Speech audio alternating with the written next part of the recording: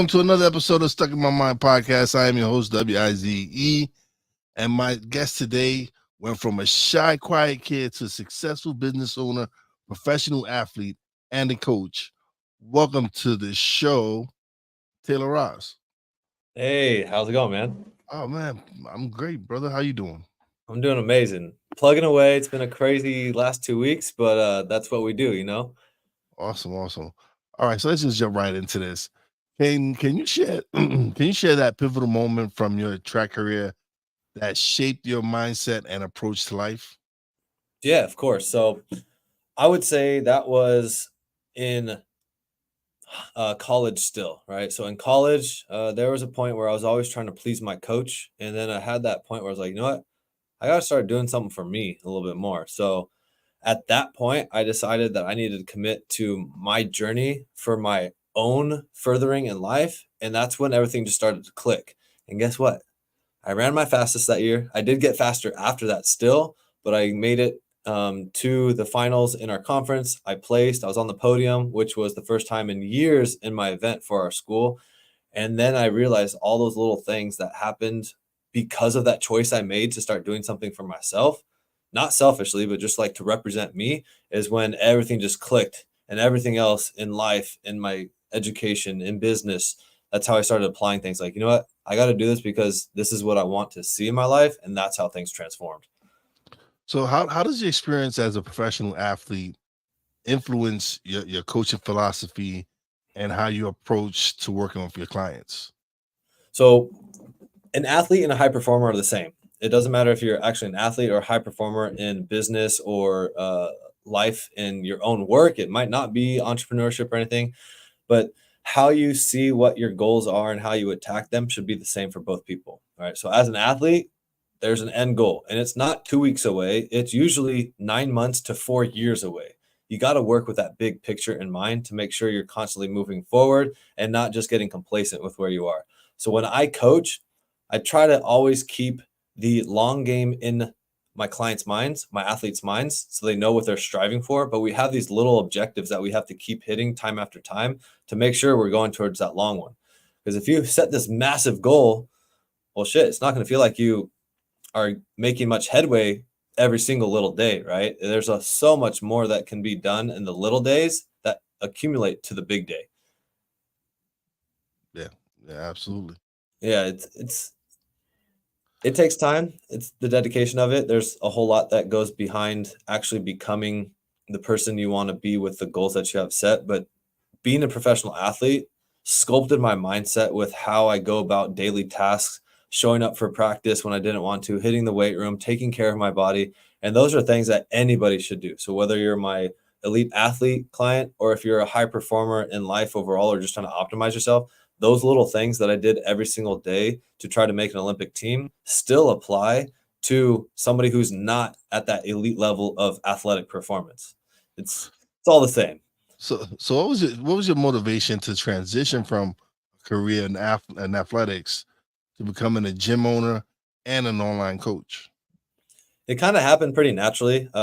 Through my professional career, I was already coaching people anyway. My degree was in kinesiology, so it was strength conditioning, nutrition focused. So I had my master's in that.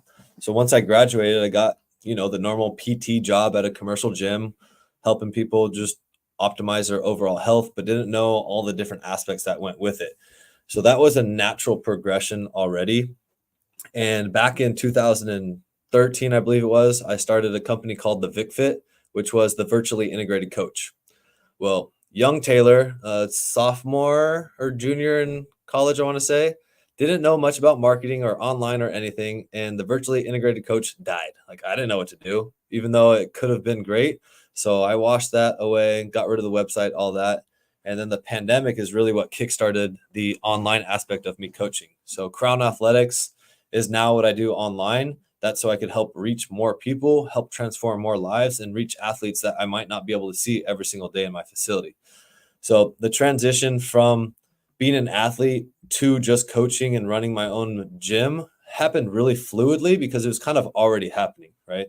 It was just fine tuning what my attention was what I put my attention into now. So instead of spending 5-6 hours training, taking care of my body, doing all those things, is learning how to advertise, how to market, how to service clients better, how to optimize results, how to use platforms to help guide people that I can't see in person all the time, or in person, how to be the best coach possible.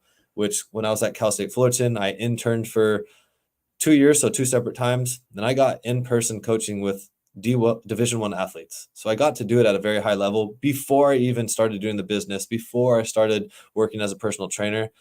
And I didn't realize how much I got out of that until I stepped into the commercial world of training. I was like, whoa, I took my education and all my experience for granted. And that's what set me apart from everybody. So I just put forward what I did athletically and what I learned from my studies to be the best coach possible in virtual and in person.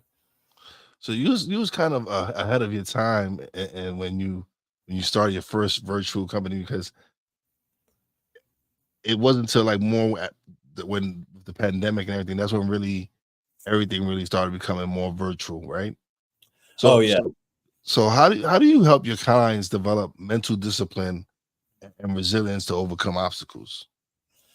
So the biggest way that I help people do that is creating the daily disciplines. It could be on the fitness front, it could be on the nutrition front, or it could be on self-care front. I do all different things by looking at their life overall to make sure that they're doing something to overcome self-limiting beliefs, to make them more mentally resilient. Because if you don't do things time after time, it just becomes you just become complacent, right? So I've had people that need to focus on meditation or just quiet time. I've had people who need to go outside and get a run in.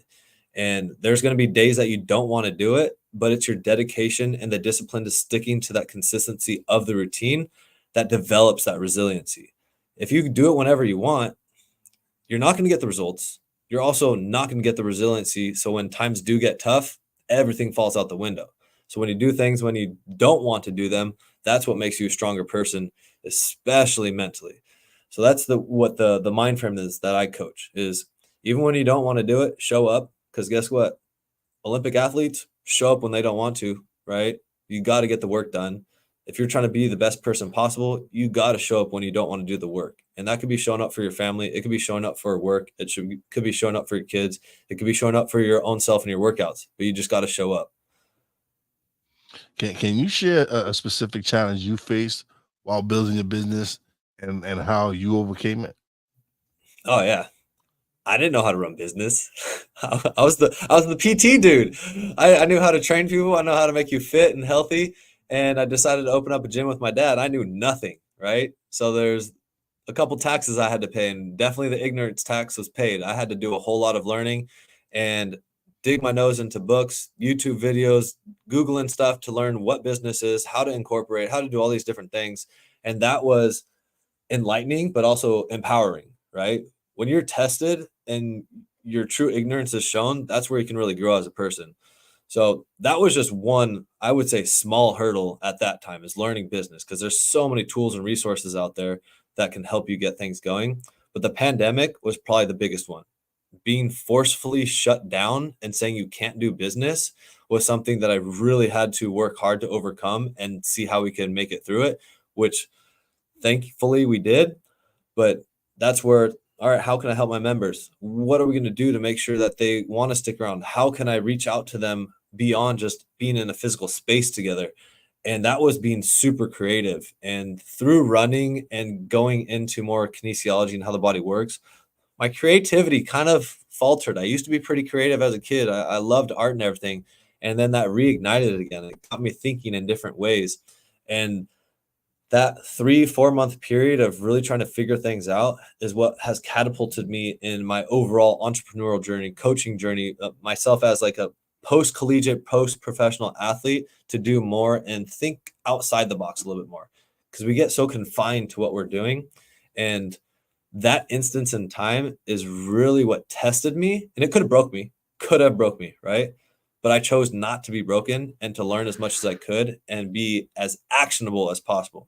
And that's what catapulted me forward to where we are now. Okay. So we touched on the pandemic and everything, but how did you navigate the business shutting down during the pandemic And what lessons did you learn from that experience? So navigating the shutdown was pretty tricky. One, it was just, what are we going to do? We don't know what's going on. There was a lot of questions in the beginning. I'm sure everybody had those questions. Yeah. Same thing, but to have your business shut down, that's your livelihood, right? So you're like, all right, well, I need to put food on the table eventually. My members want service. They're not just going to, support us just willy nilly, because their jobs might have been shut down too. So getting through that really was testing. But what we did was actually create an online platform for them, which eventually came my online platform itself, right? So we were able to service them virtually for a while to make sure that they were feeling heard, getting what they needed. Because the biggest thing with the pandemic was a lot of mental health was tested big time, right? And knowing what fitness or exercise in general does, I knew I had to do something to help keep people connected, right? And that was the biggest thing. So the sense of community is really what kept us all together. Right. So the pandemic tested that. And I had to remind people, like, hey, you didn't come here just because of the weights that we have or just because of the classes we have. You came because of the people, the coaches, and that cohesion is what kept everything together. And that was one of the most powerful lessons that I learned through getting shut down, right? So what we had to do was provide that same environment virtually for a little while until we could bring them back in. And that sense of community building virtually is really how we overcame the hurdle of being shut down for the first couple months, for sure, because there was no ifs, ands, or buts. I was in Los Angeles. Like, you were shut down. So what role does consistency play in achieving long-term success, both in fitness and in life? It is the one and only thing that will determine your success, right? It doesn't matter how fast or how slow you're going. If you're making steady progress towards whatever it is that you want, you'll get there. Now, the time delay depends on the level of intensity that you put forward, or if you get some outside help, like investing in a coach, or if you're learning on your own. It's what you're willing to do to get there in whatever time frame you think is okay, right? Everybody has a different level of time frame that they want to accomplish things in, and that's fine. I paid the ignorance tax a lot. I try to learn everything myself online, research stuff all the time. But the long-term goals that I had were more in line with, I need to accelerate the process. I need to reach out for some help. And that, not just the consistency of it, but having somebody that checks in on me, the accountability of having a business mentor, or even myself as a fitness coach. I hire fitness coaches to keep me accountable, right? And that consistency is what's going to keep me going towards that long-term goal. And we touched about it earlier. The small daily actions that you do might get lost in the noise towards the big goal, but you need something to keep you accountable for what you're doing and the consistency of doing it to eventually reach that big peak goal, right? But that always ebbs and flows. You think of road, there's always these forks. You're not going to go straight. It's not just a linear path. Something might happen. The goal might shift. It might come closer. It might get pushed further away. We don't know. But what we do know is what we can do every single day and be consistent in our daily disciplines. And that's where that success comes from. And you're absolutely right. Being consistent. For me, it took me really being consistent with my podcast, setting up a schedule, making sure that I stuck to that schedule. And when I started doing that, and that's when I seen the podcast starting to grow, because that's what people see when you're dedicated and you're putting the effort and you're putting in the work in what you're doing. So the more I got consistent with it, the more I improved. So that just helped me. Just being more consistent and doing it more frequently just helped me get better at what I was doing. Yeah, it's all a consistency game, and people like to see the progress being made, right? Some people don't, or I would say most people don't want to just see the gold medal, the trophy at the end. They want to see how that person got there. They want the story, right? Start creating your story, and your story is built through being consistent with whatever you want to do. For you, it's the podcast.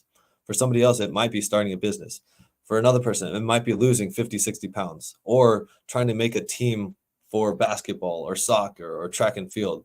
but the consistency of doing it and showing the story is extremely powerful to help building not only your own confidence, but people who are rooting for you along the way.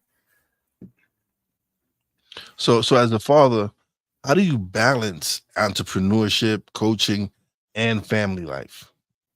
That's actually something I struggled with for a while, because I could actually just put my head in the trenches and just work. I'm a workhorse. I love work, and I had to take a step back and realize like I need to be able to give back not only to my family but myself too. It's like actually last Friday, one of my fighters was up at Santa Cruz. We flew up there for his fight. 4 days gone. Had to come back to business, catch up on everything.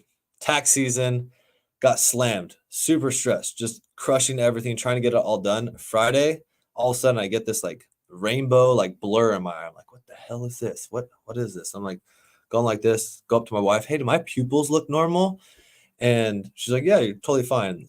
And then an hour later, boom, massive headache, like pins just right in the side of my head. 2 hours later, after I'm doing a phone call, I feel nauseous. I'm like, oh, I've got a massive migraine right now. I was down and out that entire day. I had to go to the gym. I was in the office with the lights off for 2 hours, just hoping it goes away. And that was my reality check of, hey, it's time to slow down a little bit because I can really just keep grinding and going. And then I looked back even more. I'm like, I need to give more time to my family, right? Weekends, I work. My online clients, I take care of all their check-ins. I do their program updates. I send them videos. And this was more like 2 or 3 months ago. I was like, I need to move things around so I can be present and go out with the family, take my daughter out and be present. And nobody's perfect. And I'll be the first one. I worked too much. I did. But I was ambitious to grow the business on both the brick and mortar and online. And I sacrificed some things, but it wasn't a sacrifice that I should have chosen to make. And I recognize that now. So now I time block like crazy. My calendar, certain things, certain tasks are done at certain times. And then there is family, like space time. It might sound bad, but like I block off certain time to do certain things with my family and make sure that I'm present in those moments. Because being an entrepreneur, things just pop up out of nowhere and you got to take care of it. So I have to be cognizant of when I am doing certain things and when to actually shut it off and say, nope, everything's off right now. So being an entrepreneur, being a father, there's a lot of balance that needs to be had. And I wasn't the best at it at first, right? But now it's been about 3-4 months, way better with it now. And it's way more rewarding. And I have more energy to give back to my clients in the gym, online. And my daughter enjoys it as well. Like we're doing so much more. She's super happy. Just, she's 2.5. She's bubbly. Anytime she gets spent with Pop, with her Yeah, dad, exactly. is good. So yeah. Yeah, today her favorite teacher wasn't there, and she was hugging on to me when I was trying to drop her off at daycare, and it was sad, but it also made me feel like amazing. I'm like, you know what? I got 5 minutes to spare. Let me just chill with her a little bit, try to get her play on the playground, and those little tiny moments, huge. She might not remember it. I will. I sure as hell will. Like that's huge. So yeah, it is tough. But managing your time and your energy to be able to be present and give back to your family is paramount. And everybody's is going to be a little bit different because everybody's schedules are a little bit different. Everybody's levels of intensity and energy are going to be different. And that's where you need to find time to look at what your life looks like, how you can give back, and then go from there. And you can have somebody help you do that, but you need to get it done. Can you discuss the importance of leading by example and inspiring others to make powerful life changes? Yeah. So with leading by example in the fitness industry, I have to represent what I preach. I'm never going to be somebody who just says something but doesn't follow through. Any challenge that I've had my clients do, I have done as well. Any diet that's out there, I've tried it just so I know what it feels like. And through movement, the biggest inspiration now is my daughter. Like I want to represent health and wealth, not in like the monetary standpoint, but life, right? Live life, feel good, eat good foods that support your body, not just eat to eat, right? And she checks me sometimes because her nutrition can be better than mine. Like I have my instances where I want to slip, But to lead by example is I wouldn't say a burden, but it puts a weight on my shoulders of I'm always being watched, and now I'm extra watched because of my daughter. And I like that challenge. It's good. And I talk to a lot of my clients on more than just the fitness and the nutrition side of things. We talk mindset, and to lead by example is huge. And we chat back and forth about business or like things that we may be struggling with, and we grow off of each other. But I always try to lead with the best example possible. And if I don't know something, I'll ask. I'll tell them, hey, I'm sorry, I don't know. I'll reach out to somebody that I know is a professional in the field to go back to them. And I think that's another really good way of leading by example is being honest and not being a know-it-all. Like if somebody says they know it all, you should run in the other direction. That's not a safe person to be learning from, because really realistically, they don't know everything. So leading by example for me is being humble, showing up every single day, and following through with what you say you're going to do. So how do you approach mindset coaching to help clients overcome self-limiting beliefs and achieve their goals? So that's identifying where they might feel that they can't do something. If they say like, oh, well, this or that, or there's like a story, the mindset behind overcoming that takes time. And I was just recently working with a client. It took us about a year before doors were opened that they let me in to figure out what was going on so I could help them to overcome a little bit of childhood trauma, if you want to call it that, or just like things that were ingrained from them growing up that they saw their parents do or what they have always done. And it takes time to develop those relationships and open up those doors to start framing everything properly, to start building that mindset, right? There's no just like, oh, here you go. This is the tool. Listen to this meditation. You're good and gravy. Send you on your way. And if any coach does that, like that's not right. Like I have my tools, but you don't just give somebody a tool and say, see you later. They don't know how to use it. You have to guide them. So I have to ask a lot of questions. I have to know what's going on before we really get down into it. But developing that awareness first and then cultivating the environment that they need to become more successful and build that mental resilience to overcome the self-limiting beliefs is how we go about it. And it could take a week or it could take 10 years. Everybody's different, but I'm here to support them and help them identify things that they can overcome and not be limited by what they thought they couldn't do. I've almost had every single client tell me that they've achieved things that they never thought possible in their life. And it's just my normal process of figuring out who they are, what they want to be, and guiding them there and showing them and building confidence. Confidence is the biggest thing. Confidence is what makes the mindset. So what advice would you give to someone who is struggling to stay motivated or on their fitness journey? So if you're struggling to get started or stay going, you got to look at what it is that you really want to accomplish. If you look at yourself in the mirror, I'm not even talking just physically, but look at yourself in the mirror. And if you're not content with what you're accomplishing, what you're doing, how you look, how you feel, then you just got to know that making that action moving forward is going to help. It might not help leaps and strides, but it might be a little baby step where like, I do feel a little bit better than yesterday. I do feel a little bit more confident than yesterday. Oh, I did lose a half a pound this week. It might not be 2, but I lost something, right? When you're feeling like you're losing it, you got to just remember why you started or what you're trying to accomplish. Just look yourself in the mirror, be honest with yourself, and tell yourself what it is that you're doing and not doing. All right. It's not all about adding. Sometimes it's about subtracting or identifying what's not present that should be. There's different ways to go about it. So for some people, it's just as simple as reminding them like, hey, your goal is to lose 20 pounds in the next 3 months. Like we need to stay on top of it. Well, for somebody else, that might not work. All right. Oh, you want to lose this weight? Well, yeah, kind of. Well, no, you really want to play with your kids. You want to go run outside, have some fun, and not have to worry about being out of breath. That could be motivation that'll get them going again. Because exercise always isn't the easiest thing. Following a nutrition plan is simple, but it's not always easy, right? So you just have to remind them what it is that they're in for on the positive like path. Don't remind them how hard it can be, but like, hey, we're doing this because we're working towards this goal, and you are making progress. Like, look where you were before compared to now.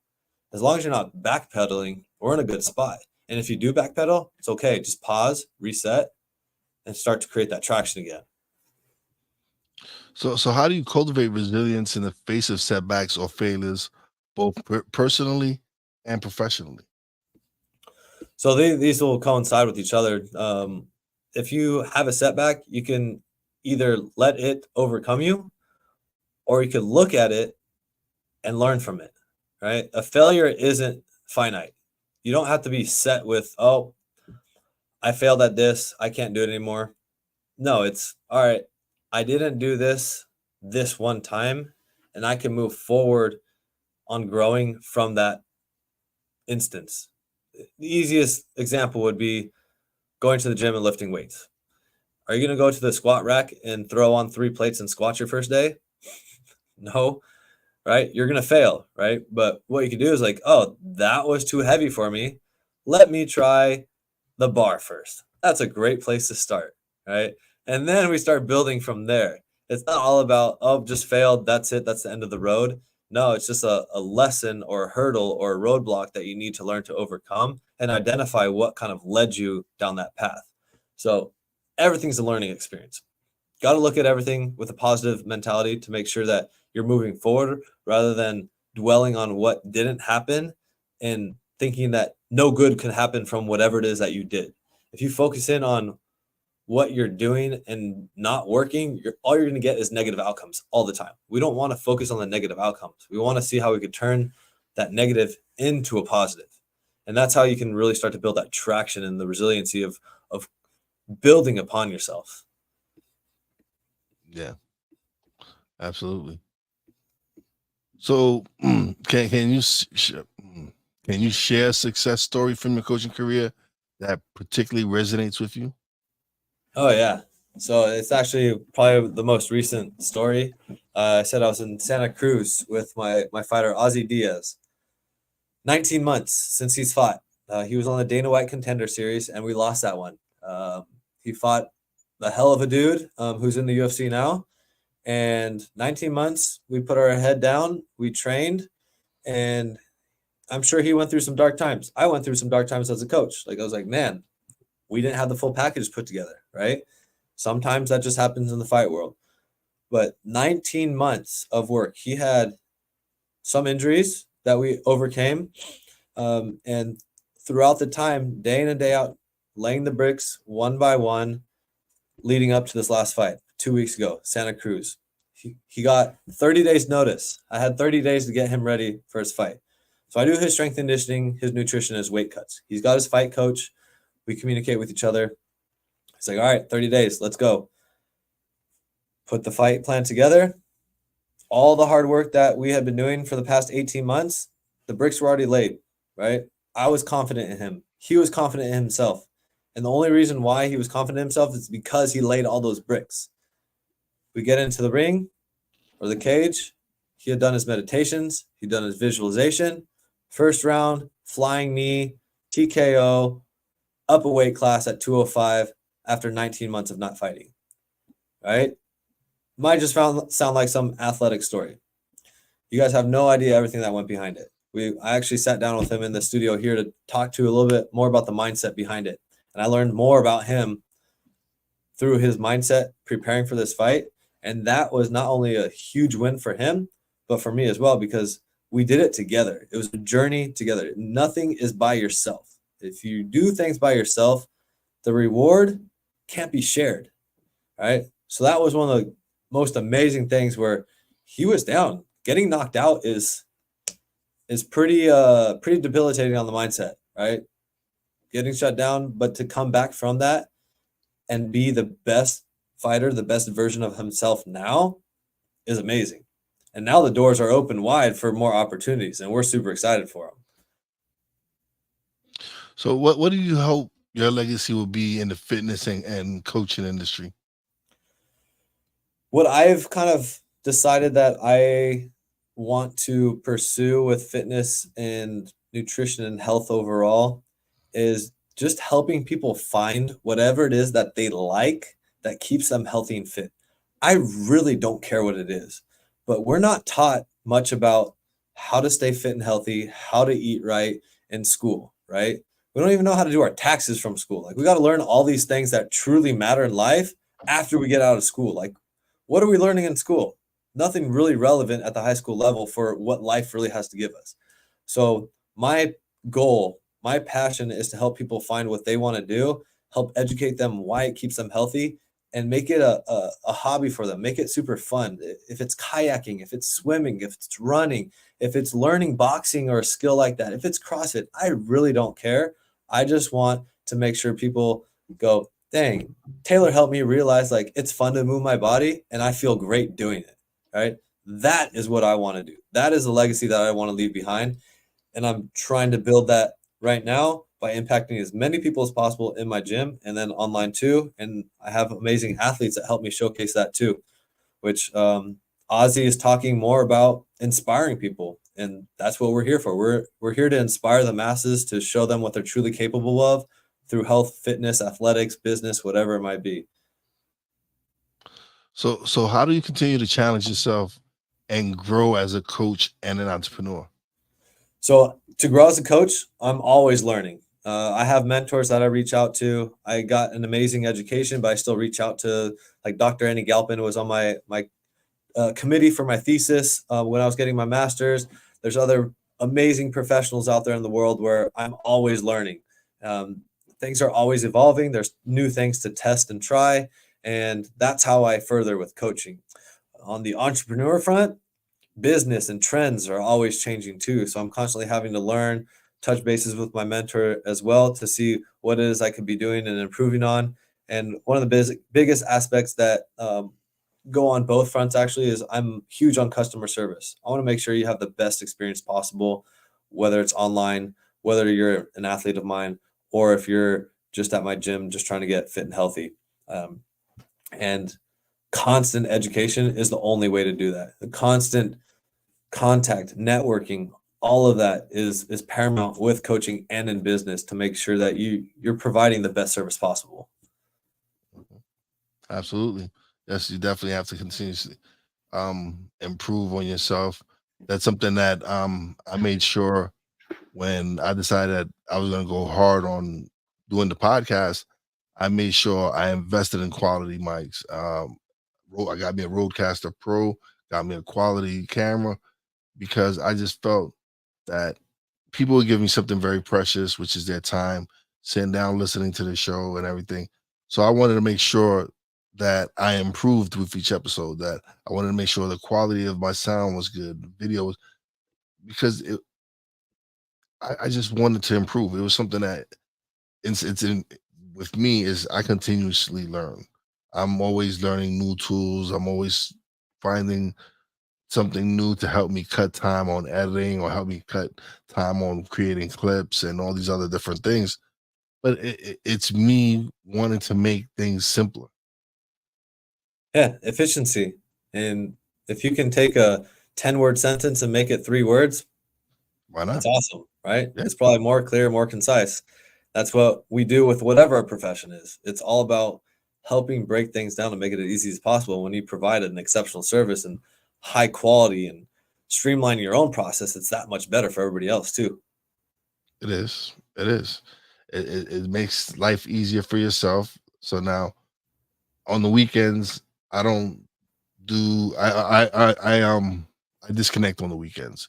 The Mm. weekends is for me and my wife. Those are the days we have together. So those are the days that we're movie night or date night or going out for dinner, whatever it is. Those are the two Saturday and Sundays are the nights that I unplug. I disconnect. I don't check emails. I don't work on content. None of that. Because you have to figure out that balance. You have to be able to do work on what you're supposed to work on the lot. So that's something I've learned as well, is scheduling, is making Mhm. sure that I schedule the things that I need to schedule that are important in life.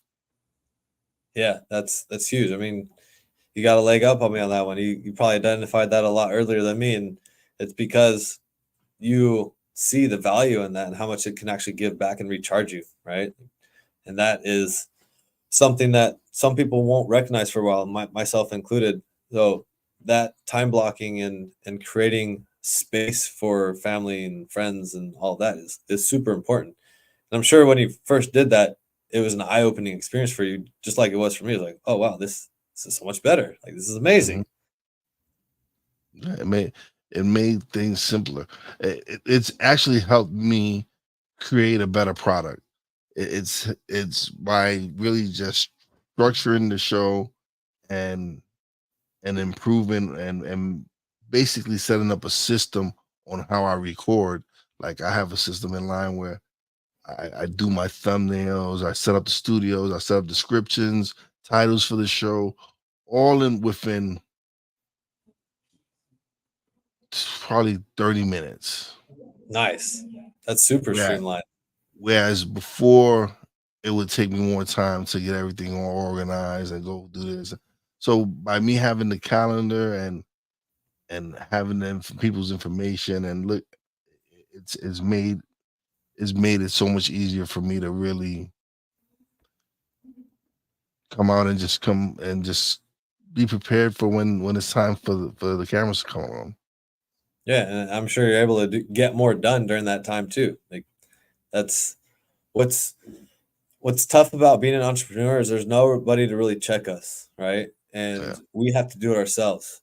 And that's something that, like, oh, you have all this time in the world that people will say. It's like, yeah, I do. Except if I don't check myself on that time, I lose it and business doesn't grow. I don't grow as a person, an individual. And that's something that I had to learn as well. Is like, oh, I don't have like a 4 hour block where I could just like chill, do nothing. It's like there's things to be done. And when you have everything scheduled, you have all your tasks that need to be done that are recurring, or maybe it's a one-off projects. That is what can help us keep moving forward, moving the needle as an entrepreneur. That's yeah. where I mean, entrepreneurship is glorified all over the internet right now. It is not easy, not at all. It is so damn hard, Oh, especially not everybody's built to be an entrepreneur. no. It's Mm-mm. not you probably spend more time being an entrepreneur. Like people think like, oh, I'm gonna be my own boss. You probably spend more time on your own business than you did working a 9 to 5. Because a 9 to 5, you have your 40 hours. Those are the hours you're gonna work. When you're an entrepreneur, there's no set time. Like if something needs to get done at 3 o'clock in the morning, you're the one who has to do it at 3 o'clock in the morning. Yep. You don't have the flexibility to have a coworker help you with it or what. No, when you're an entrepreneur, you're it. You have like for me, I d- I had to learn my marketing. I had to learn all these different things as a podcaster and all these things. uh, But for me, it was like, okay, if I want to truly do this, then I need to learn. I need to, Mhm. learn. And then eventually, if when it gets to the point where I could afford to hire somebody to take some things off my plate, then that's what you do. Yeah, that's a big part of it. And the success of an entrepreneur in my eyes is determined by the amount of work that they actually do, right? The people that try and like, oh, it didn't work for me. Well, did you work as much as you were working your normal job? No. Probably not. You didn't put the dedication into it.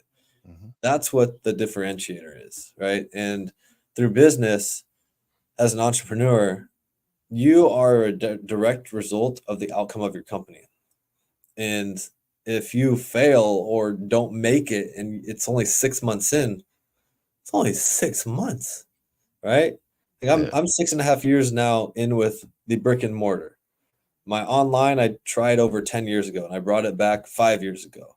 And I'm a beginner. I'm the novice of novices in the entrepreneur world, right? There's people that have been doing it. Like if you want to go for the goats, you got Bill Gates, Microsoft, and Jeff Bezos, and Amazon, and Apple. Like all those started in basically garages, and their work ethic and what they wanted to do is what produces their success. But imagine if they hit one roadblock of like the supply chain, like, oh, this doesn't work. I can't do this. It would never be, right? So with entrepreneurship, your work literally determines how successful you will be. And part of that is learning. Like if you're not willing to learn during the journey, you're going to hit that roadblock and you won't even know it. That's the crazy thing. You'll be like, I can't grow. I can't grow. Why can't I grow? Well, you're being stubborn and don't want to listen to what somebody else might have to say that's kind of been there. There's going to be so many competitors out there. Learn from somebody who wants to help you. It might not be a direct competitor, but in line with some level of capacity that you're in, it'll help you grow. There's so much cake to eat. Everybody can eat. Like, learn. No, it is important. I've built relationships with people that are doing what I want to do. So I've built these relationships. They've been wanting to mentor me because they see that I'm motivated. They see that I want to learn. I want to improve. So when people see this, they're willing to work with you. When they see that you're dedicated, that you really want to learn, that you want to improve, then you be amazed at how people want to help you. Yep. You have no idea who's watching. Yeah. No idea. And sometimes it might be one person that you would have never thought about, and it will explode opportunities for you just because they saw you putting in the work. That's happened a couple times for me. And a couple of my friends and colleagues that they were just putting out content or just like producing something for somebody, and somebody else huge, like massive, I'm talking like big dogs, saw, and they're a customer now, and it exploded their business. So you always just got to keep working. You're always going to have a breakthrough, fitness or business. There's always going to be that like hesitation point, or like nothing's happening, then boom, it just explodes. And that's the moment where most people give up. It's like that meme where you see people digging, right? Digging. Yeah. Right when they're about to get to the gold or to the diamond or whatever, they stop right there. Yep. And so that's what it is. That is, if people don't see that instant gratification, then they stop. They're like, oh, this isn't working. This is what they're not seeing is that you're picking away at it and it's going to erupt. And right when you about to erupt, you stop. Yeah. And I actually thought about that exact meme multiple times while I was running at the elite level. Like, maybe this year's going to do it. Maybe this practice, and there was times where I'm like, man, I don't have it today. I'm so tired. Like, I don't want to do it. I'm like, what if I'm that close and I'm about to give up? What if I'm right there? And now it's with business. What if that next little tweak I make is what's going to explode it? What if this next little connection I make helps me grow and learn something that is just invaluable to me? Like, it just blows up everything that I need. And I think a lot of people see that, but they don't see it, like they don't resonate with it. Like, oh yeah, he's working hard and he like missed out. No, like that dude, like that was life changing right there. If he took 2 more hits of that axe, but he was tired, he was sweaty, his hands were bleeding a little bit, and decided to call it quits and walk out. And that next person, overnight success, right? Because they were guided probably by somebody else that did the path, got accelerated results, did a little bit of work, boom, there they are. Yeah, absolutely. Oh man, this has been a great conversation. We're coming to the time where you get the solo screen and you get to plug away, and you let the people know where they can find you, with websites, everything. Sweet. Yeah. So if you enjoyed hearing my story and what I'm talking about, you can find me on Instagram, Tayro Runs. My online company, Crown Athletics, right here, CRWN. If you're local to LA, come through to Rise Athletics LA. We've got boxing, kickboxing, jiu-jitsu, strength and conditioning, all sorts of fun stuff. And YouTube, Taylor Rose, ROS. I actually just made a little podcast just before this to talk about what I'm going to be accomplishing or pushing forward to in the near future. So would love to connect. Shoot me a DM. Follow me on Instagram. I'll hit you guys back. And it was a pleasure being on here. Really, really fun time. Thank you, man. Thank you for being a guest. I definitely appreciate it. You're always welcome back. I've had people come on multiple times, so you're always welcome to come back. If you ever decide to write a book or you got any big program coming out you want to promote, just shoot me a message and we'll set something up. That'd be awesome, man. Yeah, I appreciate you having on me, and I'd love to connect again. Oh, definitely. But don't leave just yet. We'll chat a little bit off air. But it's been a pleasure talking to you, man. And this has been good, man. Appreciate it. Appreciate it. Thank you. All right, now it is time for shout outs. Shout out to everybody who tuned in on Real Wise TV, Real Wise Productions, YouTube, Facebook group, Stuck in My Mind podcast, YouTube channel, Real Wise TV YouTube channel, as well as the BS3 network. You can find the BS3 network on Roku. Just go to Roku and download the BS3 network. Check us out there every Monday, Tuesday, Wednesday, 5 p.m. And as big shout out to my Real Wise fam, Poppy J, Brandy J. Love you guys. Shout out to the boss lady. Appreciate you and love everything you do for the family. And as always, a big shout out to all the essential workers out there. God bless you. Be safe. You know how your boy Wise does it. Peace out.